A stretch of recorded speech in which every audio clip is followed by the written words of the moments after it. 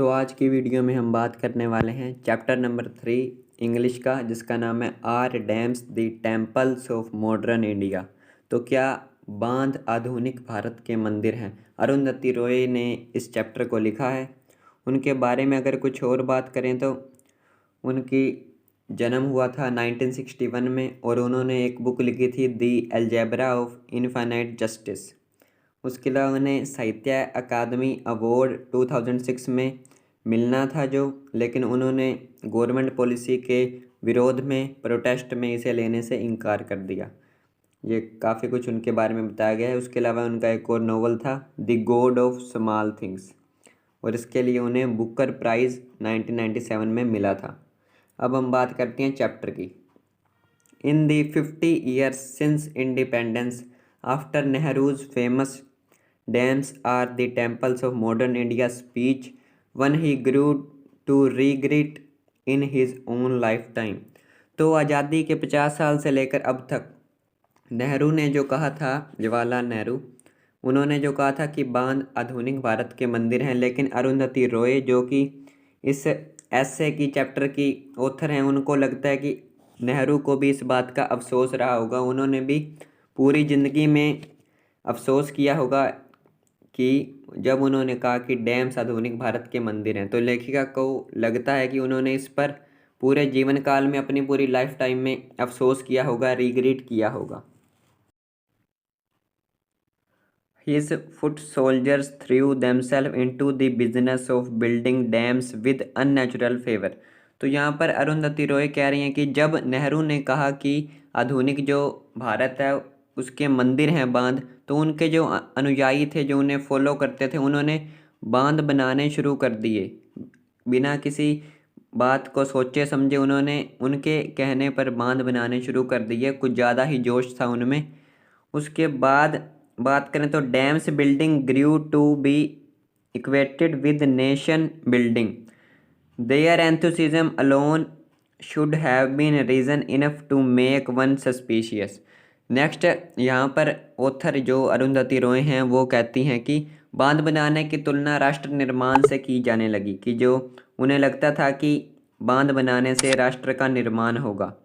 उसके बाद उन्होंने और ज़्यादा जोश से बांध बनाए और उनका जोश जो था वो उसी पे ही संदेह। Not only did they build new dams and new irrigation systems, they took control of small traditional systems that village communities had managed for thousands of year and allowed them to atrophy.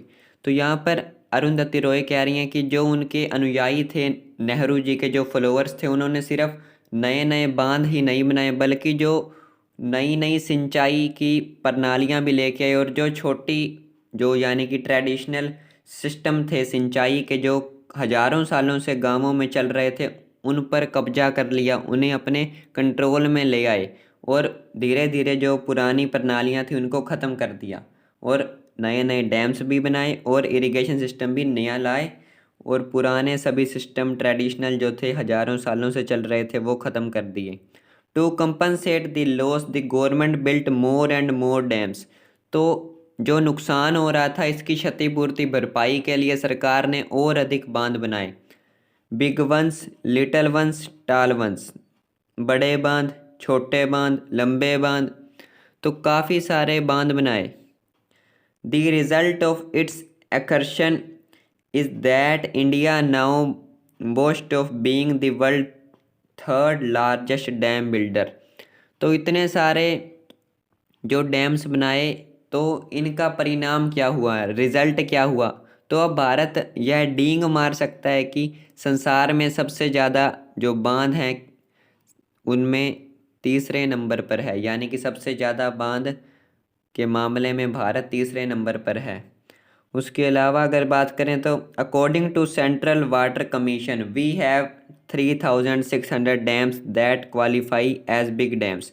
तो Central Water Commission की report के according या उनके अनुसार बात करें तो भारत में 3600 बांध हैं जिन्हें हम बड़े बांध कह सकते हैं, जिसमें से 3300 बांध यानी कि 3300 of them built after independence. तो 3600 बांध, 3600 बांध पूरे भारत में हैं और उसमें से 3,300 आज़ादी के बाद बने हैं। Built after independence some 1,000 more are under construction, और 1,000 बांध अभी कंस्ट्रक्शन के अंदर और हैं। Yet 1/5 of our population 200 million people does not have safe drinking water and 2/3 600 मिलियन लैक बेसिक सैनिटाइजेशन। तो यहाँ पर एक तरह से जो अरुंधति रॉय है वो क्रिटिसाइज कर रही हैं सरकार को या फिर वो डैम्स को। उनका कहना है कि जब भारत में 3,600 बांध हैं, उसमें से 3,300 आज़ादी के बाद बने, 1,000 बांध और बनाए जा रहे हैं, लेकिन फिर भी जो हमारी पॉपुलेशन है, जनसंख्या है, उसका 5वां भाग यानी कि 20 करोड़ लोगों के पास पीने का जो पानी है वो साफ़ नहीं है। और 60 करोड़ लोग ऐसे हैं, 600 मिलियन पीपल ऐसे हैं जिनके पास आधारभूत सुविधाएं नहीं हैं, यानी कि जो सुविधाएं हमें जीने के लिए चाहिए वो नहीं है। 20 करोड़ के पास पीने का साफ पानी नहीं है और 60 करोड़ के पास आधारभूत सुविधाएं नहीं हैं। Big dam started well but have ended badly. Next Arundhati Roy कहते हैं कि बांधों की शुरुआत जो थी, बड़े बड़े बांधों की, वो तो अच्छी हुई, लेकिन जो अंत था, एंड था, वो बहुत बुरा हुआ। There was a time when everybody love them. एक समय था जब हर कोई इन्हें चाहता था। Everybody had them, the communist, capitalist, Christians, Muslim, Hindus and Buddhist. तो साम्यवादी, पूंजीवादी, ईसाई, मुस्लिम, हिंदू, बौद्ध, यानी कि सभी लोग इन्हें चाहते थे। There was a time when big dams moved man to poetry. एक समय ये भी था कि जब जो बड़े बांध थे वो लोगों को, कवियों को कविता लिखने के लिए प्रेरित करते थे। नॉट एनी लॉन्गर, लेकिन अब ऐसा नहीं है। All over the world there वो is a movement growing against big dams. तो पूरे संसार में, सारे संसार में बड़े बांधों के खिलाफ आंदोलन उठ रहा है। In the first world there are being decommissioned. तो नेक्स्ट यहाँ पर वो कह रही हैं कि जो फर्स्ट वर्ड का मीनिंग है यहाँ पर कि जो विकसित संसार है, जो विकसित देश हो चुके हैं, उनमें बांध बनाने का काम बंद किया जा चुका है। तो यहाँ पर जितनी हमने बात की इस लेसन की, कुछ इम्पोर्टेंट क्वेश्चन भी जितनी बात की उसमें से आते हैं। सबसे पहले तो which speech of Jawaharlal Nehru is referred in this essay, कि कौन सी स्पीच की बात की गई है। तो फर्स्ट ही लाइन है कि जब उन्होंने आज़ादी के टाइम पर कहा था कि डैम्स जो हैं वो मॉडर्न इंडिया के टेम्पल हैं, इसी स्पीच की बात की गई है। नेक्स्ट एक और क्वेश्चन की बात करें तो why did Nehru regret his statement about dams later in his life, की जो नेहरू ने बांधों के बारे में कहा था, जो स्पीच दी थी, उस पर उन्हें अफसोस क्यों होगा। क्योंकि उन्होंने कहा था कि बांध आधुनिक भारत के मंदिर हैं, लेकिन बाद में पता चला कि बांध इतने ज़्यादा हेल्पफुल, बेनिफिशियल, लाभदायक नहीं है और उनके नुकसान भी बहुत ज़्यादा हैं। इसलिए ऑथर को लगता है कि नेहरू जी को भी अपने कथन पर, अपनी स्पीच पर, स्टेटमेंट पर रिग्रेट यानी कि अफसोस हुआ होगा। उसके बाद क्वेश्चन आता है कि how did the government compensate for the loss caused by dam building, कि जो सरकार ने बांध बनाने से जो नुकसान हुआ उसे दूर कैसे किया, क्षतिपूर्ति कैसे की। तो ये जो लाइन थी, to compensate the loss the government build more and more dams, उन्होंने और ज़्यादा बांध बनाने स्टार्ट किए, जबकि इनके जो बुरे प्रभाव थे, बैड इफ़ेक्ट थे डैम के, इसके बावजूद सरकार ने और ज़्यादा बांध बनाए। उसके बाद क्वेश्चन आता है कि बड़े बांध प्रचलन से बाहर क्यों हो गए, means why have big dams become obsolete. ये क्वेश्चन भी आएगा अभी। तो लास्ट यहाँ पर हमने बात की थी कि जो विकसित संसार हैं वहाँ पर इन्हें डीकमीशन किया जा रहा है, मीन्स नहीं बनाया जा रहा है, बंद किया जा रहा है, समाप्त किया जा रहा है। उसके बाद अगर बात करें ब्लोन अप, तो उन्हें समाप्त किया जा रहा है और तोड़ा भी जा रहा है। The fact that they do more harm than good is no longer just conjecture. तो यहाँ पर जो अरुंधति रॉय हैं वो कह रही हैं कि विकसित संसार जो हैं, फर्स्ट वर्ड की बात जो किया उन्होंने, वहाँ पर जो डैम्स हैं उन्हें समाप्त किया जा रहा है और तोड़ा जा रहा है, क्योंकि उन्हें पता चल चुका है कि जो इनके नुकसान ज़्यादा हैं और फ़ायदे कम हैं। अब केवल अनुमान नहीं है। पहले लोगों को लगता था कि इनके फ़ायदे ज़्यादा हैं और नुकसान कम है, या फिर वो अनुमान लगाते थे कि इनके क्या क्या नुकसान हो सकते हैं, लेकिन अब उन्हें रियलिटी पता चल चुकी है कि इनके नुकसान ज़्यादा हैं और फ़ायदे कम हैं। बिग डैम्स आर ऑब्सोलेट, और इसी क्वेश्चन की हमने बात की थी कि why have big dam become obsolete, कि बिग डैम्स जो हैं वो ऑब्सोलेट क्यों हो गए। इसी कारण से हो गए कि लोगों को अब पता चल चुका है कि इनके जो बेनिफिशियल ये कम है और हार्मफुल ज़्यादा हैं। तो इसीलिए जो एडवांस कंट्रीज़ हैं, विकसित देश हैं, उन्होंने बांध बनाने स्टॉप कर दिए हैं, या फिर जो पहले से हैं कुछ को तो तोड़ा भी जा रहा है। इसी की बात यहाँ पर की है ऑथर ने। They are uncool, they are undemocratic. Next यहाँ पर जो अरुंधति रॉय हैं वो कह रही हैं कि जो बिग डैम्स हैं ये अस्थाई हैं और ये अप्रजातांत्रिक हैं, अनडेमोक्रेटिक हैं। They are a government's way of accumulating authority, deciding who will get how much water and who will grow what where. तो यहाँ पर जो डैम्स से ना सरकार सत्ता इकट्ठी करने का साधन है। मतलब जो डैम्स जब सरकार बना लेगी तो, और लगातार बना भी रही है, इससे वो जो सत्ता है, जो अथॉरिटी है, वो सारी अपने हाथ में कर रहे हैं। अब बांध बनाने के बाद वो डिसाइड करते हैं कि किसको कितना पानी मिलेगा, और यानी कि पानी के अकॉर्डिंग ही किसान भी खेती करेगा।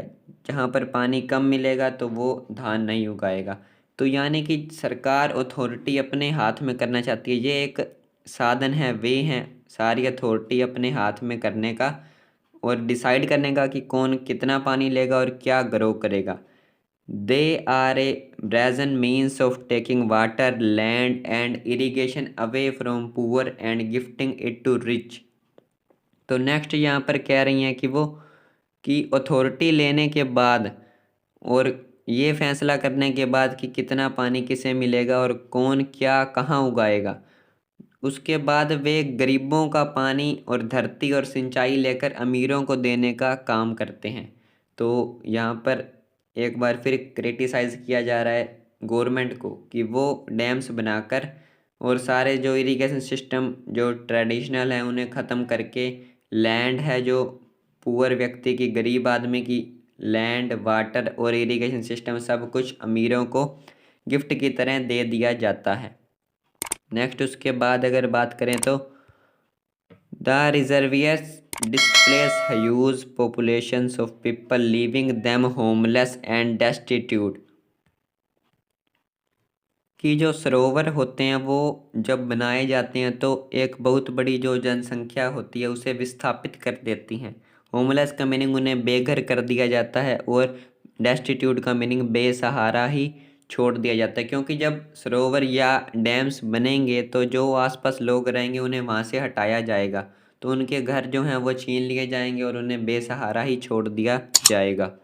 उसके बाद इकोलॉजिकली अगर बात करें पर्यावरण के नज़रिए से तो they are in a dog house. पर्यावरण के रूप में भी वे मुसीबत का कारण हैं। दे ले दी अर्थ टू वेस्ट, वे धरती को बंजर बना देते हैं। They cause flood, water logging, salinity, they spread disease. तो वो इन धरती को बंजर तो बनाती हैं, साथ साथ बाढ़ के कारण भी होती हैं, खारापन लाती हैं, पानी में जल रिसाव होता है और बीमारियां भी फैलाते हैं। There is mounting evidence that links big dams to earthquake, और इस बारे में भी बहुत सारे हमारे पास प्रमाण हैं। लेखिका कह रही है कि भूकंप जो आते हैं, जो अर्थक्वेक आता है, उनके साथ भी बिग डैम्स का संबंध है, कनेक्शन है। Big dams have not really lived up to their role as the movements of modern civilization, emblem of man's ascendancy over nature। तो नेक्स्ट यहाँ पर अरुंधति रॉय जो ऑथर हैं वो कह रही हैं कि बड़े बांध जो हैं, बिग डैम्स हैं, वो सचमुच आधुनिक भारत जो में स्मारकों और मनुष्य की कुदरत पर विजय की भूमिका पर खरे नहीं उतरते हैं। तो लेखिका कहना चाह रही है कि जिस काम के लिए डैम्स को बनाया जा रहा है वो उस पर खरे नहीं उतर पा रहे हैं। एक तरह से जो ह्यूमंस हैं वो नेचर के ऊपर विजय पाना चाह रहे हैं, उसे अपने वश में करना चाह रहे हैं, तो ये उम्मीदों पर खरे नहीं उतर पा रहे हैं। Moments are supposed to be timeless, but dams have an all too finite lifetime. तो लोगों का मानना है कि स्मारक तो अनंत होते हैं। लेखिका कह रही है कि स्मारक अनंत होते हैं मगर बांधों का जीवन काल सीमित है।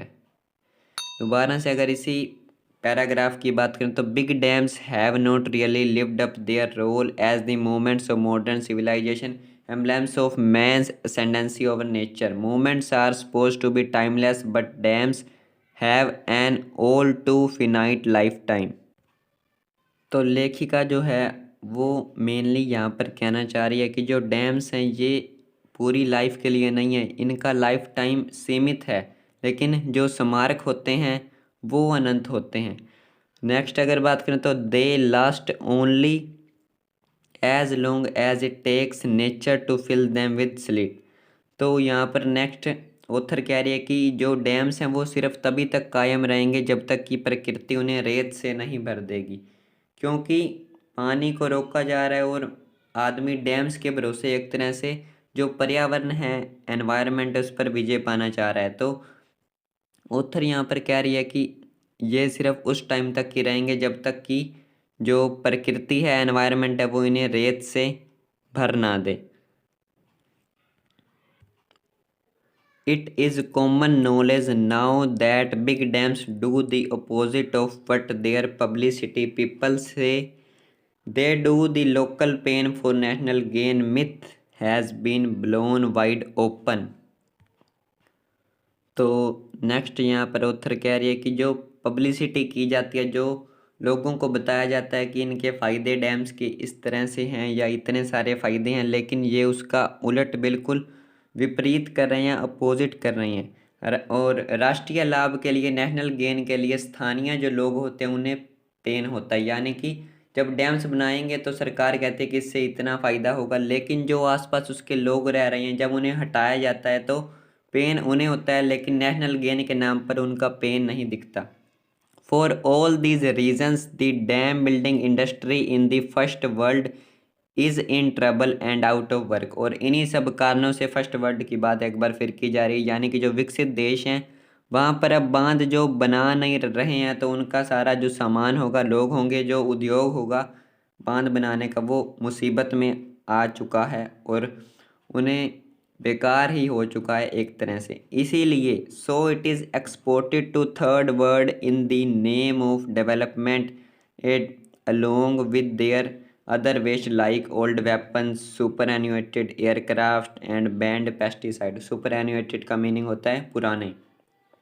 तो लास्ट में यहाँ पर जो ऑथर है वो कह रही है कि जो विकसित देश हैं, फर्स्ट वर्ल्ड है, वहाँ पर बांध बनाने का काम बंद हो चुका है। तो जो लोग वहाँ पर बांध बनाते थे उन सबको एक्सपोर्ट किया जा रहा है थर्ड वर्ल्ड में, यानी कि जो गरीब देश हैं, जो विकसित नहीं हुए या विकासशील देश हैं, वहाँ पर उन्हें भेज दिया जाता है और वहाँ पर सहायता के नाम पर उन्हें भेजा जाता है कि आप इनसे बांध बनवा लें, क्योंकि फर्स्ट वर्ल्ड में तो बांध बनाने का काम बंद हो चुका है, क्योंकि उन्हें पता चल गया कि इनके लाभ नहीं हैं और नुकसान ज़्यादा हैं। उसी लिए वो थर्ड वर्ल्ड जो विकासशील देश हैं, जिन्हें इसके बारे में इतना नहीं पता, जो गरीब देश हैं, वहाँ पर उन लोगों को भेज दिया जाता है कि ये आपको बांध बना कर देंगे। उसी के साथ साथ जो पुराने हथियार होते हैं, पुराने जो एयरक्राफ्ट होते हैं, कैरियर होते हैं, और जो बैंड पेस्टिसाइड्स होते हैं, यानी कि जो फर्स्ट वर्ल्ड है उन्हें तो पता चल गया कि किस चीज़ का क्या उपयोग है क्या नहीं है, लेकिन जिनको नहीं पता उनको वो सहायता के नाम पर